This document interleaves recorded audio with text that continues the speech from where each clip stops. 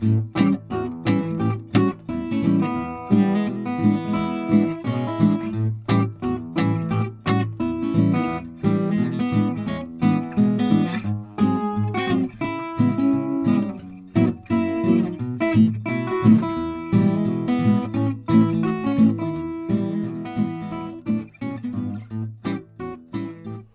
à tous et très bienvenue sur News Jardin TV. Si vous aimez les plantes, le jardin, la botanique, le jardinage et la nature, vous êtes à la bonne place.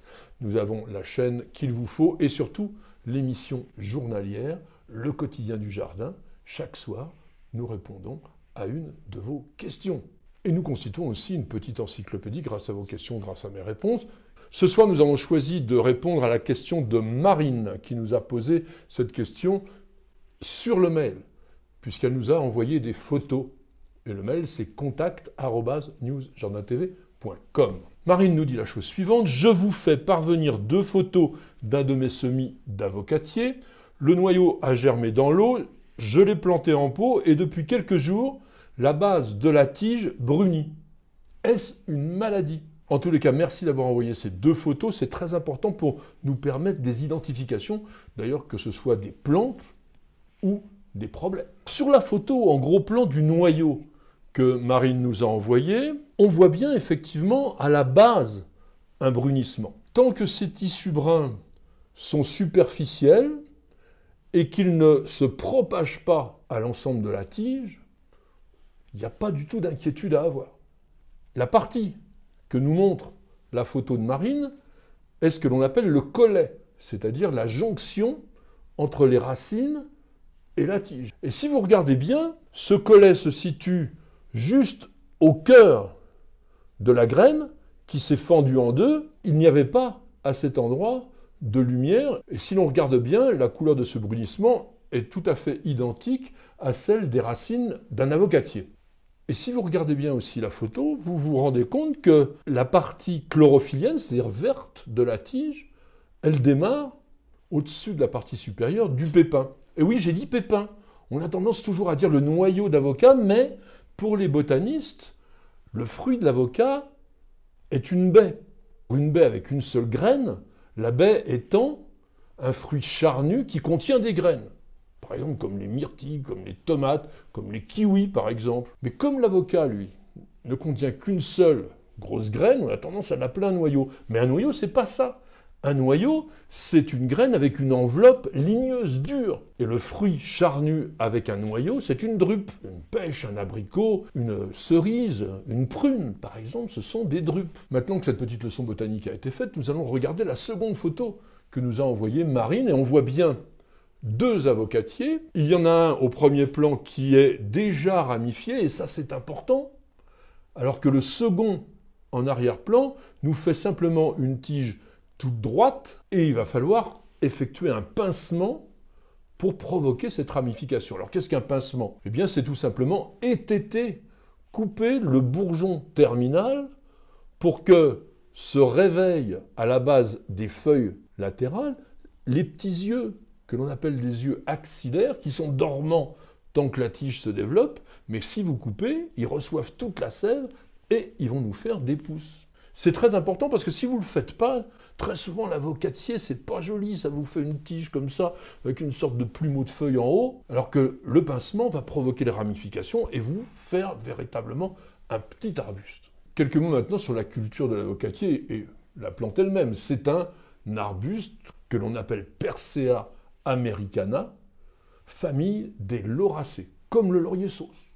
Il est originaire d'Amérique centrale et principalement de régions d'altitude du Mexique. Comme il vit en montagne, il est relativement rustique et on peut cultiver en pleine terre, à l'extérieur, toute l'année. L'avocatier dans les régions littorales, bien abritées de notre pays. On en voit pas mal sur la côte d'Azur, mais même sur la côte atlantique, dans certains endroits, on voit des beaux avocatiers. L'important, c'est qu'ils ne soient pas exposés au vent dominant et bien sûr qu'ils soient en plein soleil. Autre chose aussi, l'avocatier préfère les sols légèrement calcaires, Et c'est pour ça que d'ailleurs sur la Côte d'Azur, il pousse très bien. Nous n'allons pas revenir sur les techniques du semis proprement dit.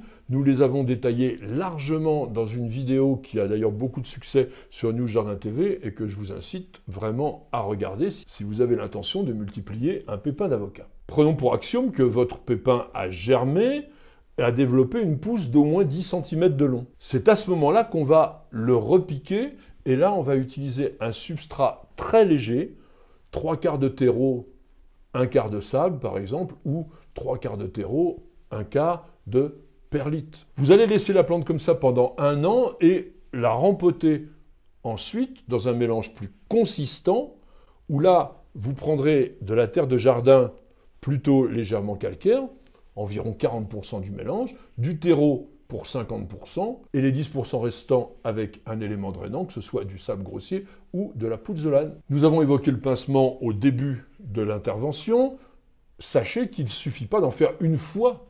On va pincer régulièrement les tiges qui se développent de manière à ce que la plante prenne vraiment la forme d'un buisson. Et si vous pratiquez correctement ce travail, dans une véranda comme ici, par exemple, vous pouvez obtenir un avocatier en pot de 2 mètres de hauteur et qui fera véritablement un bel arbuste. En revanche, ne comptez pas sur une éventuelle fructification, ça ne donne des résultats vraiment qu'en pleine terre. Pour réussir l'avocatier, il faut l'installer dans une pièce qui soit bien éclairée et même d'octobre à fin avril, vous pouvez l'exposer à la pleine lumière, le soleil direct, aucun problème. Début mai, on le sort à l'extérieur, dans un endroit bien exposé, plutôt ensoleillé, et comme je disais tout à l'heure pour la culture en pleine terre, à l'abri des vents dominants. Côté arrosage, c'est une plante arbustive, donc il n'a pas besoin d'énormément d'eau, environ 1 fois par semaine lorsque la température est autour des 20-22 degrés, un petit peu plus régulièrement au fur et à mesure que la température monte. En revanche, c'est une plante qui se développe bien, l'avocatier a besoin d'engrais 1 fois tous les 2 arrosages environ, ou bien, avec ma technique habituelle, vous diluez un bouchon d'engrais liquide